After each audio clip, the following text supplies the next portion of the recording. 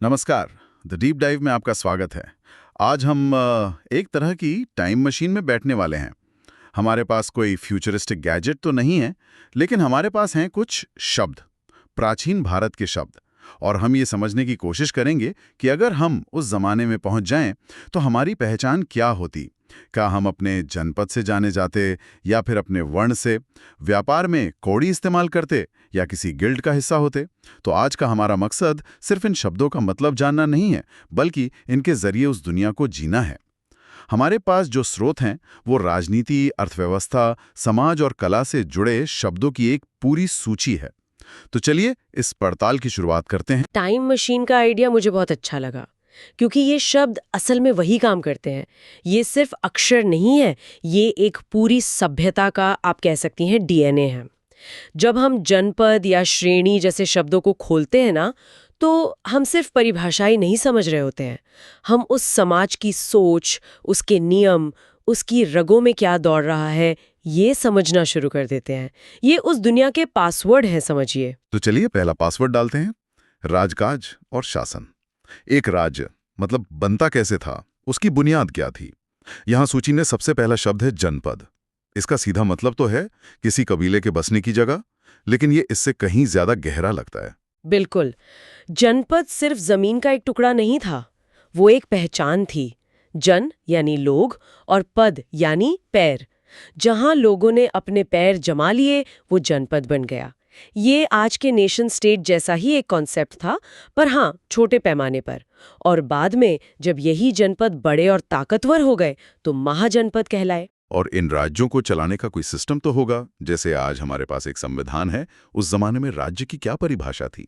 उसके लिए एक बहुत ही शानदार अवधारणा थी, सप्तांग राज्य। इसका जिक्र हमें कौटिल्य के अर्थशास्त्र में मिलता है। हाँ। मतलब राज्य के 7 अंग होते हैं। जैसे हमारे शरीर के अंग होते हैं, वैसे ही राजा यानी स्वामी।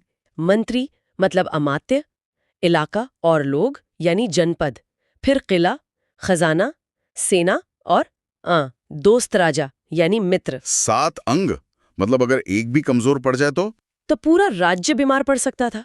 सब कुछ कितना सोच समझ कर बनाया गया था, है ना? कमाल है। मतलब ये सिर्फ राजा का राज नहीं था, एक पूरा सिस्टम था। अच्छा, शासकों के भी अलग अलग नाम मिलते हैं, जैसे क्षत्रप और महाक्षत्रप। ये कौन लोग थे? ये शब्द हमें शक और कुषाण शासकों के समय में ज्यादा मिलते हैं। इन्हें आप एक तरह का मतलब गवर्नर या वाइसराय समझ सकते हैं। हम्म। और एक शब्द है सामंत, जो आगे चलकर बहुत अहम हो गया। ये अधीन शासक होते थे। सामंत। तो ये जो सामंत थे, क्या ये हमेशा राजा के वफादार रहते थे, या ये खुद में एक पावर सेंटर बन जाते थे? बहुत अच्छा सवाल है। यहीं से तो असली राजनीति शुरू होती है। कागज पर तो वे वफादार थे, लेकिन जैसे ही केंद्रीय राजा कमजोर पड़ता, यही सामंत सबसे पहले अपनी आजादी का ऐलान करते थे। भारत का इतिहास ऐसे उदाहरणों से भरा पड़ा है। अच्छा, और दक्षिण भारत में क्या स्थिति थी? क्या वहां भी ऐसा ही कुछ था? वहां का नजारा थोड़ा अलग था। वहां 3 बड़े राजा थे, जिन्हें विंदार कहा जाता था, चोल, चैर और पांड्य। पर असली शक्ति शायद राजाओं के नीचे काम करने वाली स्थानीय सभाओं में थी। नाडू नाम की सभाएं होती थीं। वो एक तरह से अपने इलाके की छोटी सरकार थीं। टैक्स वसूलने से लेकर न्याय करने तक सब कुछ देखती थीं। ये तो बहुत दिलचस्प है। मतलब सत्ता का केंद्र सिर्फ राजधानी में नहीं था। और इसी सिलसिले में अशोक का जिक्र आता है, और उनके धम्म महामात्य। ये एक नई तरह के अधिकारी थे। अशोक को इनकी जरूरत क्यों पड़ी? क्या ये कोई पॉलिटिकल स्टंट था, या? ये सवाल इतिहासकारों के बीच आज भी एक बड़ी बहस का विषय है। धम्म महामात्य का काम था राजा के धम्म यानी नैतिक उपदेशों का प्रचार करना। एक नजरिए से देखें तो ये दुनिया की पहली मिनिस्ट्री ऑफ एथिक्स या नैतिकता मंत्रालय जैसी कोई चीज थी। अशोक शायद अपने विशाल साम्राज्य को सिर्फ तलवार के जोर पर नहीं, बल्कि एक नैतिक गोंद से जोड़कर रखना चाहते थे। और किसी भी शासन को चलाने के लिए सबसे जरूरी चीज होती है एक मजबूत अर्थव्यवस्था। तो ये विशाल राज्य और इनकी सेनाएं चलती कैसी थी? पैसा आता कहां से था? पैसा आता था व्यापार से। और उस जमाने में भी आज के नेशनल हाईवे की तरह बड़े बड़े व्यापार मार्ग थे। 2 का जिक्र बार बार आता है। एक उत्तरापथ, जो उत्तर भारत को पूरब से पश्चिम तक जोड़ता था, और दूसरा दक्षिणापथ। एक मिनट, मैं यहाँ सूची में एक शब्द देख रहा हूँ, अय्या बोले। ये क्या था? सुनने में तो किसी जगह का नाम लगता है। ये जगह का नाम नहीं है, ये उस दौर की एक सुपर पावर का नाम है। अच्छा। अय्याबोले दक्षिण भारत के व्यापारियों का एक बहुत शक्तिशाली संघ, एक गिल्ड था। आपका माल है। आप इन्हें आज की मल्टीनेशनल कॉरपोरेशन समझ सकते हैं। इनका व्यापार दक्षिण पूर्व एशिया तक फैला था। इनके अपने नियम कानून थे, अपनी सेना थी। अपनी सेना? मतलब ये सिर्फ व्यापार नहीं कर रहे थे। हाँ, वो अपनी शर्तों पर कर रहे थे। वो इतने ताकतवर थे कि कभी-कभी राजा भी उनसे सलाह मशवरा करते थे। कमाल है। अच्छा, पैसे के तौर पे क्या इस्तेमाल होता था? यहाँ एक शब्द है, कौड़ी। क्या इसका मतलब वही है जो हम सोचते हैं, समुद्र की कौड़ियाँ? क्या इनसे सच में व्यापार होता था? हाँ, बिल्कुल। मालदीव से आने वाली इन छोटी छोटी कौड़ियों ने सदियों तक भारत में मुद्रा का काम किया। ये सोचना ही कितना कमाल का है। आज हम यूपीआई और डिजिटल पेमेंट की बात करते हैं, और तब पूरी अर्थव्यवस्था इन छोटे छोटे शंखों पर चल रही थी। ये तो सच में अविश्वसनीय है। और संपत्ति की बात करें तो एक शब्द जिसने मेरा ध्यान खींचा वो है स्त्री धन। इसका क्या मतलब था? स्त्री धन एक बहुत ही प्रगतिशील विचार था। इसका मतलब था महिलाओं की अपनी निजी संपत्ति। ये वो धन या सामान था जो उन्हें शादी के वक्त या दूसरे मौकों पर मिलता था, और इस पर सिर्फ और सिर्फ महिला का अधिकार होता था। उसका पति भी उसे बिना उसकी इजाजत के इस्तेमाल नहीं कर सकता था। तो ये सिर्फ महिलाओं की संपत्ति नहीं थी, ये एक तरह का सोशल सिक्योरिटी नेट था। बिल्कुल। ये दिखाता है कि समाज ने अपनी तमाम सीमाओं के बावजूद महिलाओं को कुछ हद तक आर्थिक आज़ादी देने की ज़रूरत को समझा था। इन आर्थिक और राजनीतिक व्यवस्थाओं के बीच समाज की अपनी बनावट कैसी थी? यहाँ सबसे पहले वर्ण व्यवस्था का जिक्र आता है। ब्राह्मण, क्षत्रिय, वैश्य, शूद्र, ये तो हम सबने सुना है। लेकिन यहाँ एक और शब्द है, द्विज। इसका क्या मतलब है? द्विज का शाब्दिक अर्थ है 2 बार जन्मा हुआ। ये पहले 3 वर्णों के लिए इस्तेमाल होता था। मतलब ये था कि उनका पहला जन्म तो माँ के गर्भ से होता है, जो शारीरिक है, लेकिन दूसरा जन्म सांकेतिक था, जब उपनयन संस्कार के बाद किसी को वेद पढ़ने और सीखने का अधिकार मिलता था। शूद्रों को यह अधिकार नहीं दिया गया था। लेकिन क्या समाज असल में इतना सीधा साधा 4 हिस्सों में बटा हुआ था? क्योंकि यहाँ जाति शब्द का भी जिक्र है। वर्ण और जाति में क्या फर्क है? ये बहुत जरूरी सवाल है। देखिए, वर्ण एक सैद्धांतिक, एक आइडियल मॉडल था जो हमें ग्रंथों में मिलता है, 4 वर्ण। लेकिन जाति जमीनी हकीकत थी। जातियां हजारों थी जो जन्म, पेशे और इलाके पर आधारित थीं। जाति एक ज्यादा जटिल और असल सामाजिक पहचान थी। और समाज में ताकत किसके हाथ में थी? क्या सिर्फ ब्राह्मणों और क्षत्रियों के? यहाँ गृहपति या गहपति जैसे शब्द भी हैं। गृहपति का मतलब था घर का मालिक, लेकिन बौद्ध ग्रंथों में ये शब्द अक्सर अमीर जमींदारों या व्यापारियों के लिए इस्तेमाल हुआ है।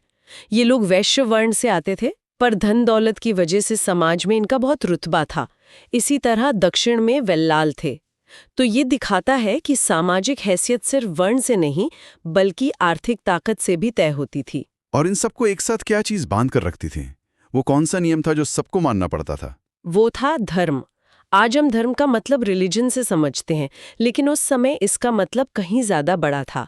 धर्म का मतलब था एक व्यक्ति का समाज के प्रति कर्तव्य, उसका सही आचरण। एक राजा का धर्म अलग, एक सैनिक का अलग, एक पिता का अलग। अशोक ने इसी से मिलते जुलते पाली शब्द धम्म का इस्तेमाल अपनी नीतियों के लिए किया था। तो समाज के नियम थे, अर्थव्यवस्था थी, लेकिन लोग सोचते क्या थे? उनका दर्शन क्या था? यहां से चीजें और भी गहरी होती जाती हैं। स्रोतों में 2 तरह के दर्शनों का जिक्र है, आस्तिक और नास्तिक। हाँ, और यहाँ आस्तिक का मतलब ईश्वर को मानने वाला और नास्तिक मतलब न मानने वाला नहीं है। उस समय इसका पैमाना वेद थे। जो दर्शन वेदों को परम प्रमाण मानते थे वे आस्तिक कहलाए, और जो वेदों की सत्ता को चुनौती देते थे वे नास्तिक कहलाए। और इन नास्तिक स्कूलों में कौन-कौन थे? इनमें सबसे प्रमुख थे बौद्ध, जैन और चारवाक। ये एक तरह की बौद्धिक क्रांति थी। इन विचारकों ने कहा कि हम किसी पुरानी किताब की बात को सिर्फ इसलिए क्यों माने क्योंकि वो पुरानी है, हम सत्य को खुद खोजेंगे। चलिए बौद्ध और जैन दर्शन के कुछ मुख्य विचारों को समझते हैं। बौद्ध धर्म में धम्मचक्कपवत्तन का जिक्र है। ये क्या है? धम्मचक्कपवत्तन का मतलब है धर्म के चक्र का घूमना। ये बुद्ध के पहले उपदेश को दिया गया नाम है। यहीं से उन्होंने अपने 4 आर्य सत्य बताए कि संसार में दुख है, दुख का कारण है, दुख का निवारण संभव है और उस निवारण का एक रास्ता है जिसे अष्टांगिक मार्ग कहते हैं।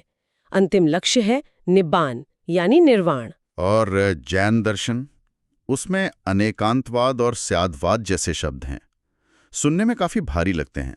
इन्हें एक आसान उदाहरण से समझ सकते हैं। कल्पना कीजिए कि कुछ अंधे लोग एक हाथी को छू रहे हैं। जिसने पूंछ छुई उसे लगा हाथी रस्सी जैसा है, जिसने पैर छुआ उसे लगा कि वो खंबे जैसा है। सब अपनी अपनी जगह सही हैं पर अधूरे हैं।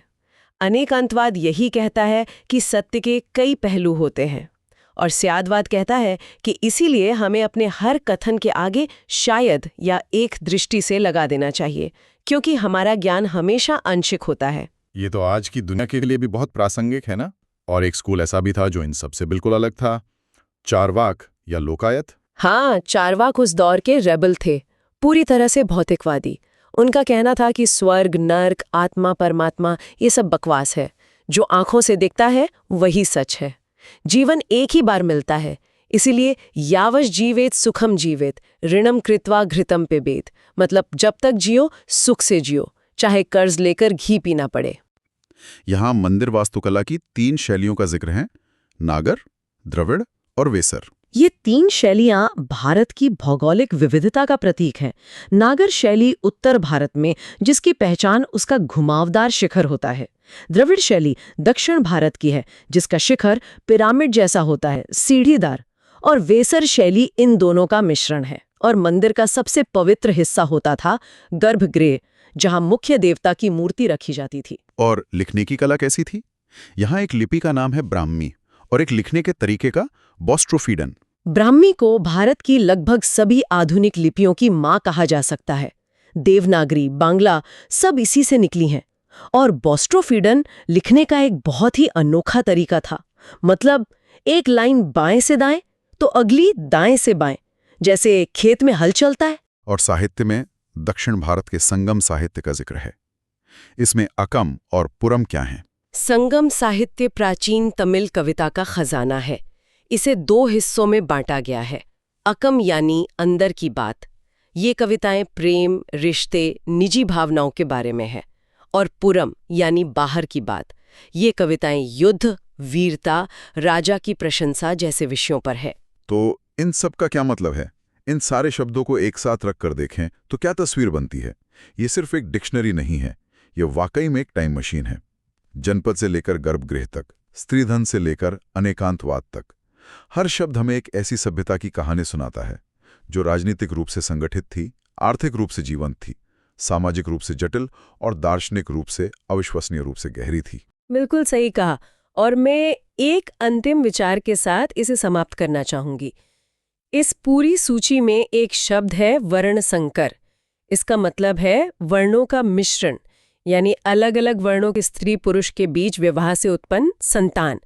हमने वर्ण व्यवस्था की कठोर 4 खानों वाली संरचना की बात की, लेकिन इस एक शब्द का होना हमें क्या बताता है? ये बताता है कि शायद जमीनी हकीकत उतनी कठोर नहीं थी जितनी किताबों में लिखी गई थी। ठीक यही।